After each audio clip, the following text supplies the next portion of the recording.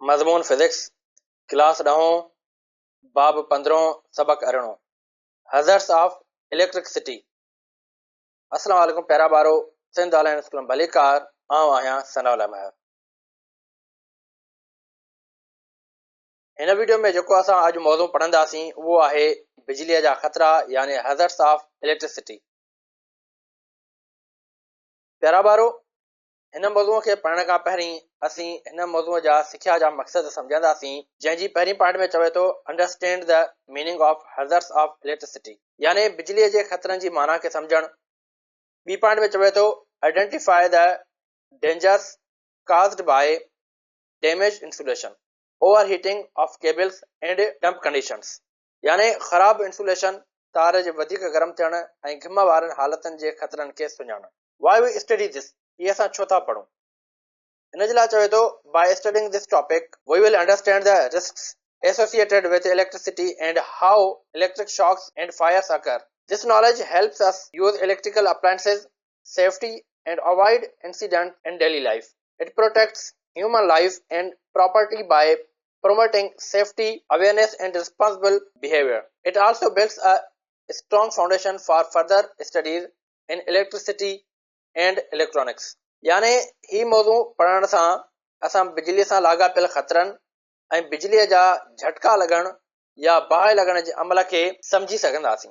ही अमल असांखे रोज़ानी ज़िंदगीअ में बरक़ी औज़ारनि खे हिफ़ाज़त सां इस्तेमालु करण ऐं हादिसनि खां बचण में मदद फ़राहम करे थो। ही हिफ़ाज़ती आगाही ऐं ज़िम्मेवाराणे वर्ताव खे हथी ॾेई इंसानी जान ऐं माल जी हिफ़ाज़त करे थो। इन सां गॾोगॾु ही बिजलीअ ऐं इलेक्ट्रॉनिक्स जे वधीक तालीम लाइ हिकु मज़बूत बुनियाद पिणु फ़राहम करे थो। प्यारा ॿारो, हींअर असीं पंहिंजे मौज़ूअ जी तरफ़ हलूं था जेको आहे हज़र्ट्स ऑफ इलेक्ट्रिसिटी यानी बिजलीअ जा ख़तरा। ऑलरेडी असां बिजलीअ जे बारे में पढ़ी आया आहियूं ऐं हिते असां जेको आहे त बिजलीअ जे ख़तरनि जे बारे में सम्झण जी कोशिशि कंदासीं। बिजली असांजी ज़िंदगीअ खे तमामु आसान बणाए थी। मिसाल जे तौर ते जेकॾहिं ॾिसूं त असांजूं जेके लाइट्स आहिनि या बल्ब्स आहिनि उहे बि बिजलीअ ते हलनि था। पखा, मोबाइल, टीवी, जेके बि असांजा घर में औज़ार आहिनि तक़रीबन उहे बिजलीअ ते हलनि था।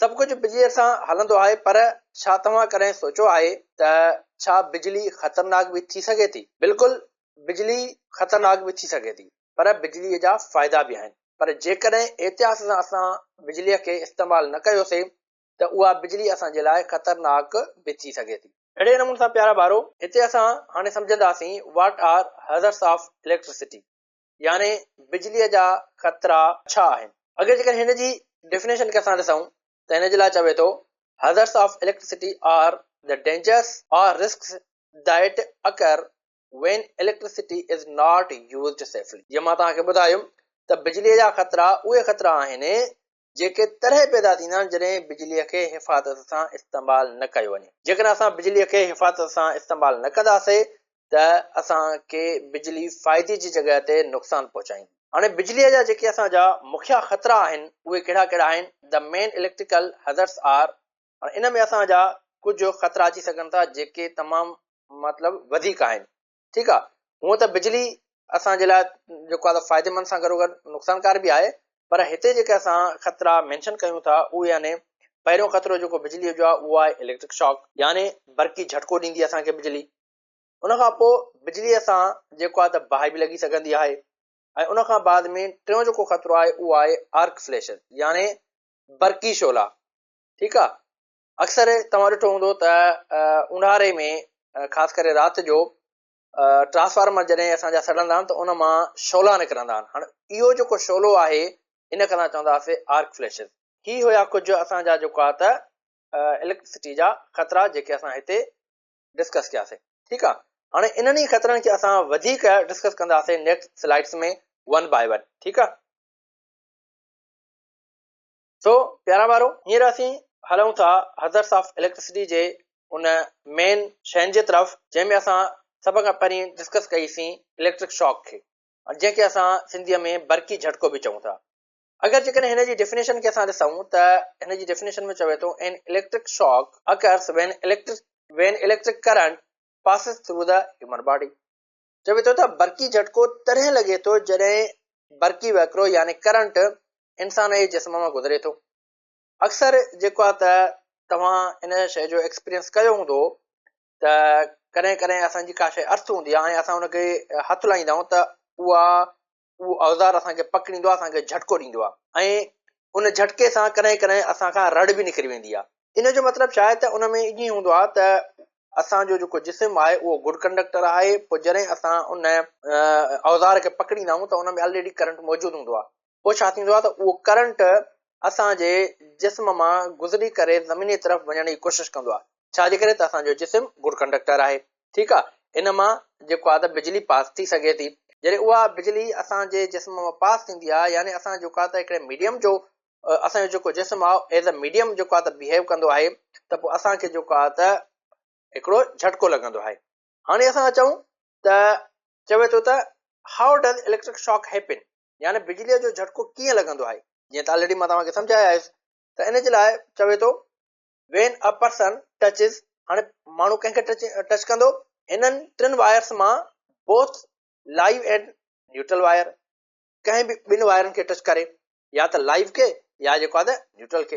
अगरि ॿिन्ही खे गॾे करे टच कंदो त हिनखे झटको लॻंदो। अगरि कंहिं बि हिकिड़ी खे टच थो करे त झटको न लॻंदो। उन खां पोइ चवे थो या त वरी a live wire and the ground, या त लाइव ऐं ग्राउंड वायर खे टच करे, यानी हिन टिनि वायरनि मां किन बि ॿिनि वायरनि खे जेकॾहिं पाण में टच कंदो यानी एट ए टाइम टच कंदो त हिनखे छा थींदो, झटको लॻंदो। ठीकु आहे। ऐं टी पॉइंट जीअं मां तव्हांखे ॿुधाई त हिन जे लाइ चवे थो a metal part that has become energised, यानी अहिड़े धातुअ वारी शइ जेका बिजलीअ सां चार्ज थी चुकी हुजे। अहिड़ी मेटल प्लेट, अहिड़ी मेटल का बि शइ जेका बिजलीअ सां चार्ज थी चुकी हुजे, ठीकु आहे, जंहिंमें एनर्जी अची चुकी हुजे, अगरि जेकॾहिं उनखे असां टच कयोसीं त छा थींदो, असांखे झटको लॻंदो।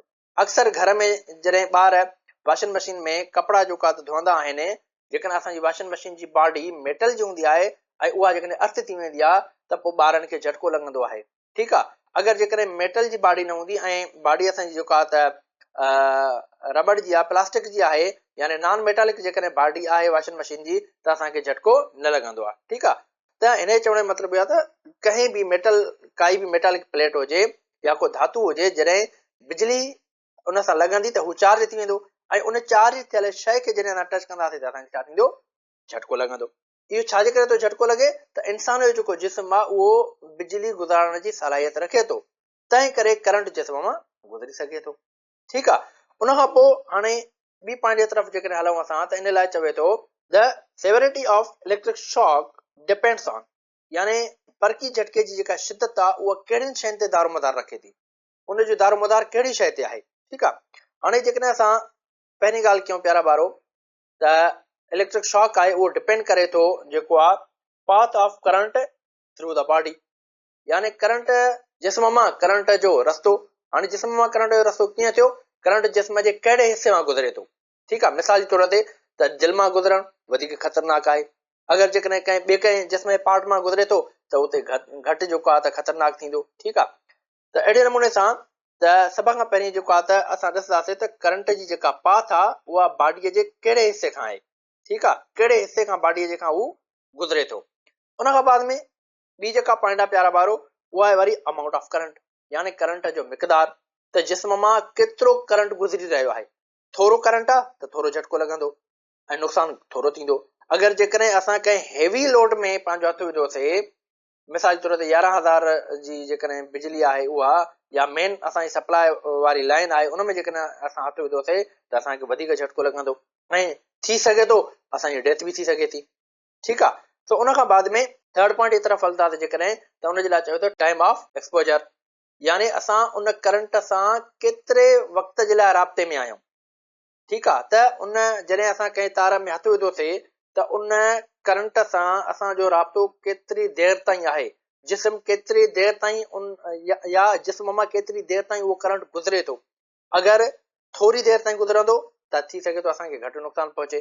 अगरि जेकॾहिं यको असां करंट जे कॉन्टेक्ट में आहियूं त असांजे लाइ उहो तमामु घणो नुक़सानकार साबित थी सघे थो। ऐं उन खां बाद में फाइनल जेका पॉइंट आहे उहा आहे वरी कंडीशन ऑफ स्किन, यानी पंहिंजे असांजे जिस्म जे चमड़ीअ जी हालत। ठीकु आहे। त जिस्म जी जेका चमड़ी आहे उहा घिमियल आहे या ख़ुश्क आहे। जेकॾहिं असांजी चमड़ी जेका आहे या असांजो जेको जिस्म आहे जेकॾहिं आलो आहे त उन में जेको आहे त वधीक करंट लॻंदो, अगरि जेकॾहिं ख़ुश्क आहे त उन में थोरो घटि करंट लॻंदो। ठीकु आहे। उन खां बाद में हाणे असां हलूं था वरी सेकंड पॉइंट जे तरफ़, जेका आहे डैमेज इंसुलेशन यानी ख़राब इंसुलेशन। सभ खां पहिरीं असां इंसुलेशन जी ॻाल्हि कंदासीं त व्हाट इज़ इंसुलेशन। इंसुलेशन आहे छा? इन जे लाइ चवे थो insulation is the plastic covering around electrical wires that prevents electric current from escaping. Insulation तारे चौधारी हिकु प्लास्टिक जो तह हूंदो आहे जेको बिजलीअ खे ॿाहिरि निकिरण खां रोकींदो आहे। अक्सर तव्हां ॾिठो हूंदो त जॾहिं असां कंहिं दुकान तां का वायर वठंदा आहियूं त पोइ उन जे मथां जेको आहे त प्लास्टिक जी कोटिंग थियल हूंदी आहे। ठीकु आहे। उहा जेका कोटिंग हूंदी आहे प्यारा ॿारो, उन कोटिंग खे असां चवंदा आहियूं इंसुलेशन। हाणे उनजो कमु छा हूंदो आहे? उनजो कमु हूंदो आहे त जेकॾहिं उन तार मां अंदरूं करंट गुज़रे थो त हीअ जेका कवरिंग आहे, जेका इंसुलेशन आहे, उहा उन करंट खे ॿाहिरि न मोकिले, ॿाहिरि वञण खां रोके। ठीकु आहे। हाणे असां चवंदो आहे पंहिंजे पॉइंट जे तरफ़। इन जे लाइ चवे थो त डैमेज इंसुलेशन। हाणे डैमेज इंसुलेशन जेको आहे त छा आहे? इन जे लाइ चवे थो त when insulation is broken or worn out, the metal wire inside becomes exposed। यानी जॾहिं इंसुलेशन टुटी वञे या ख़राब थी वञे या कवर जेको आहे उन तार जो लही वञे त अंदरि मौजूदु धातुई तार ज़ाहिर थी वञे थी। हाणे जॾहिं उहा धातुई तार असांजी ज़ाहिर थी वेंदी, उहा असांजी डैमेज जेको आहे त इंसुलेशन थी वेंदी। ठीकु आहे। जीअं तव्हां हिन जेको आहे त पिक्चर में ॾिसी सघो था त हीअ जेको आहे त मथां जेका कवरिंग थियल आहे इहा इंसुलेशन आहे। इहा इंसुलेशन असांजी जेको आहे त टुटी पई आहे। ठीकु आहे, ख़राब थी पई आहे, जंहिंजे करे अंदरियूं जेके हीअ सनियूं सनियूं वायर्स आहिनि उहे ज़ाहिर थियनि थियूं। ठीकु आहे। पोइ हिन अंदरनि वायरनि ते बि हिन फिगर में जेको आहे त माना इंसुलेशन थियल आहे। हीअ जेका डैमेज इंसुलेशन आहे प्यारा ॿारो, इहा जेको आहे त छो ख़तरनाक आहे? त इन जे लाइ चवे थो त टचिंग एक्सपोज्ड वायर कैन काज़ इलेक्ट्रिक शॉक। चवे थो त जेकॾहिं असां हिन खुलियल तार खे टच कंदासीं जंहिंजी जेका इंसुलेशन टुटी पई आहे, त असांखे छा थींदो? हिकु झटको लॻंदो। ठीकु आहे, यानी इलेक्ट्रिक शॉक लॻी सघे थो। तो ॿी पॉइंट में चवे थो त it can even lead to death, यानी उहो जेको आहे त मौत जो सबबु बि बणिजी सघे थो। जेकॾहिं कंहिं तार जी इंसुलेशन ख़राब थी वई आहे, जेको आहे त लही वई आहे, ठीकु आहे, कंहिं बि सबब जे करे, त पोइ छा थी सघे थो? जेकॾहिं काई बि साह वारी शइ उन तार खे टच कंदी त पोइ छा थींदो? त उन तार में हिकु त उनखे झटको लॻंदो। अगरि जेकॾहिं हू घणो टाइम उन सां कॉन्टेक्ट में हूंदो त पोइ उन साह वारी शइ जो मौत बि थी सघे थो। ठीकु आहे। अगरि जेकॾहिं असां रोज़मर्रा जी ज़िंदगीअ जे हिसाब सां जेकॾहिं ॾिसूं त असांजी उहा जेका डैमेज इंसुलेशन आहे उहा किथे किथे जेको आहे थी सघे थी। तो उहा असांजी जेको आहे त पुराणा या उन खां पोइ टुटल मोबाइल जेके चार्जर हूंदा आहिनि, ठीकु आहे, हाणे उन्हनि जूं जेके तारूं हूंदियूं आहिनि, तो अगरि जेके उन्हनि खे तव्हां ॾिसंदव त उहे बि असांजूं टुटी वेंदियूं आहिनि। उनजी मथीं जेका कवरिंग आहे, मथीं जेका इंसुलेशन आहे, उहा ख़राब थी वेंदी आहे। ठीकु आहे। ऐं उन खां बाद में ॿी जेका शइ आहे उहा आहे वरी असांजा जेके आहिनि त पुराणियूं हिन क़िस्म जूं तारूं। ठीकु आहे। उन खां बाद में टीं पॉइंट जे तरफ़ हलूं था, जेको आहे ओवर हीटिंग ऑफ केबल्स, यानी तारुनि जो वधीक गरम थियणु। जेकॾहिं ओवर हीटिंग ऑफ केबल्स जी असां ॻाल्हि कयूं प्यारा ॿारो, त इन जे लाइ चवे थो over heating of cables happen when a very high current flows through a wire. यानी तार वधीक गरम तॾहिं थिए थी जॾहिं तार मां तमामु घणो करंट वहे थो। त हाणे जॾहिं तार मां वधीक करंट गुज़रंदो त पोइ छा थींदो? त उहा तार जेको आहे त ओवर हीट थींदी ऐं उहा जेको आहे त सड़ी बि सघे थी। ठीकु आहे। ऐं उन खां बाद में चवे थो त वाई डज़ इट हैपन, उहो छो थो थिए, उहो छो थिए थो? तो इन जे लाइ कुझु कारण आहिनि प्यारा ॿारो। तो चवे थो too many appliances connected to a one socket, यानी मिसाल जे तौर ते जेकॾहिं असां वटि हिकिड़ो सॉकेट आहे ऐं उन में असां कनेक्शन जेका कई आहे उहा घणी कई आहे। ठीकु आहे। हाणे मिसाल जे तौर ते तव्हां जीअं हिते हिन जेको आहे त फिगर में ॾिसी सघो था त हीअ असां वटि जेको आहे त ट्रिमो हिन खे बि चवंदा आहियूं या ट्रिसिटी चवंदा आहियूं। ठीकु आहे। तो इन में इन जी जेका मेन तार आहे उहा एतिरो हाई लोड जेको आहे त बर्दाश्त नथी करे सघे। पोइ असां छा कयोसीं? मिसाल जे तौर ते हिन मां असां जेको आहे त कंप्यूटर बि हलायोसीं, हिन में इन ई जेको आहे त सॉकेट में असां जेको आहे त इस्त्री बि हलाईसीं, या उन खां बाद में इन में असां कोई ॿियो को हेवी लोड जेको आहे त कनेक्ट कयोसीं, त पोइ छा थींदो? त हीअ जेको सॉकेट आहे इहो जेको आहे त माना उहो लोड न पटे सघंदो। ठीकु आहे। अगरि लोड न पटे सघंदो त पोइ छा थींदो? ही ओवर हीट थी वेंदो। तो अहिड़े नमूने सां इन जो हिकिड़ो ॿियो सबब बि आहे ऐं इन जे लाइ चवे थो thin wires carrying heavy load. हाणे असां जूं तारूं सन्हड़ियूं आहिनि ऐं असां उन्हनि ते जेको लोड था ॾियूं घर वारो उहो हेवी था ॾियूं। त अगरि जेकर असां हेवी लोड ॾींदासीं उन्हनि सन्हनि तारनि ते त पोइ छा थींदो, उन तारनि में बाहि लॻी सघे थी, उहे ओवर हीट थी सघनि थियूं। हाणे अगरि जेकर इन जे असां ख़तरनि जी ॻाल्हि कयूं प्यारा ॿारो, त इन जा जेके डेंजर्स आहिनि उहे कहिड़ा कहिड़ा थी सघनि था। तो इन जे लाइ जेको पहिरियों डेंजर आहे उहो ही आहे, चवे थो त वायर्स में मेल्ट। हाणे वायरियूं छा थींदियूं, उहे असांजो जेको आहे त रिझणु शुरू कंदियूं।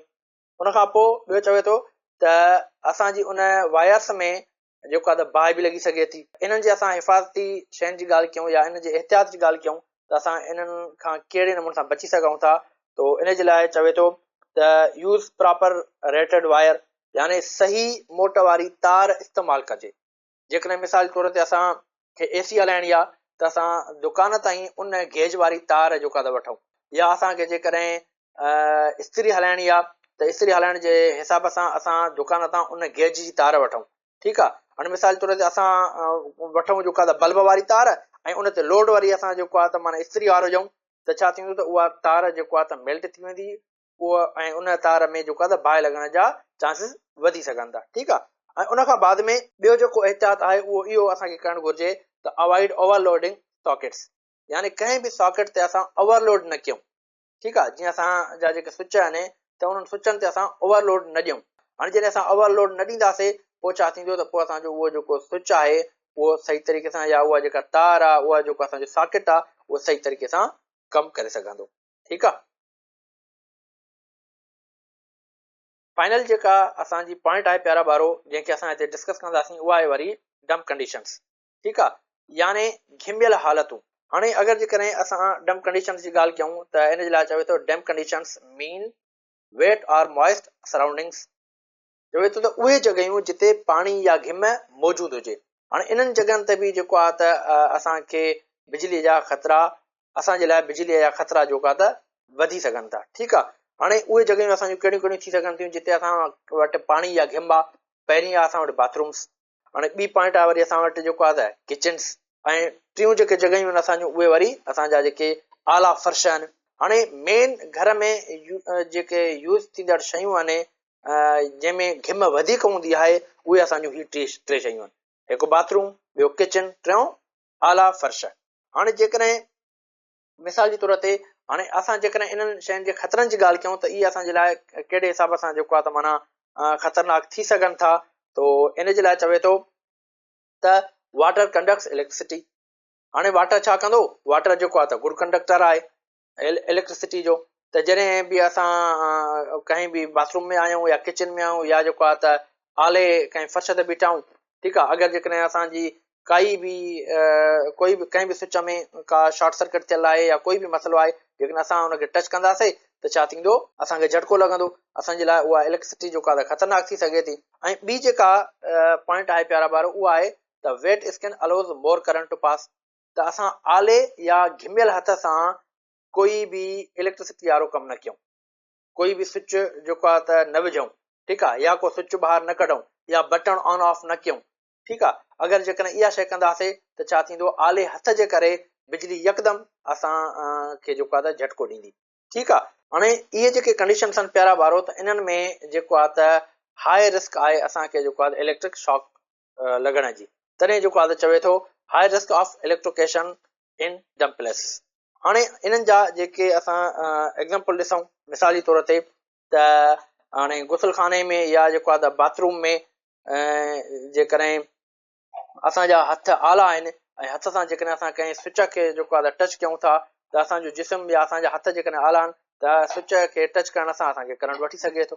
त हाणे इन्हनि जे एहतियात जी जेकॾहिं असां ॻाल्हि कयूं प्यारा ॿारो, त इन जा असां कहिड़ा कहिड़ा एहतियात करे सघूं था।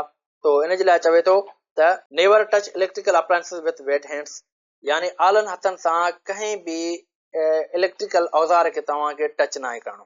ठीकु आहे। ऐं उन खां बाद में ॿी पॉइंट में चवे थो यूज़ वाटर प्रूफ स्विचेस इन बाथरूम्स, यानी असांजा जेके बाथरूम्स आहिनि या गुसलखाना आहिनि उन्हनि में असां जेको आहे त कोशिशि इहा कयूं त वाटर प्रूफ जेके स्विच आहिनि उन्हनि जो इस्तेमालु कयूं। अगरि जेकॾहिं वाटर प्रूफ स्विच असां इस्तेमालु न कंदासीं त पोइ कोई बि असांजे घर जो फ़र्द जेको आहे उनखे जेकॾहिं टच कंदो ऐं ख़ुदा न ख़ास्ता हू असांजो जेको आहे त शॉर्ट सर्किट हुजे उन में त पोइ जेको आहे त उन असांजो उन घर जे फ़र्द खे जेको आहे त नुक़सानु पहुची सघे थो, इलेक्ट्रिक शॉक लॻी सघे थो। ठीकु आहे, तो इहो हुयो जेको आहे त असांजो अॼु जो मौज़ू जंहिंखे असां जेको आहे हिते डिस्कस कयोसीं। प्यारा वारो, मूंखे उमेदु आहे तव्हांखे हीउ जेको मौज़ू आहे उहो सुठे नमूने सां सम्झ में अची वियो हूंदो। तो हिन टॉपिक खे हिते असां ख़तमु था कयूं। इनशाला नेक्स्ट लेक्चर में वरी असां नए टॉपिक सां गॾु मिलंदासीं। तेसिताईं अल्लाह हाफ़िज़।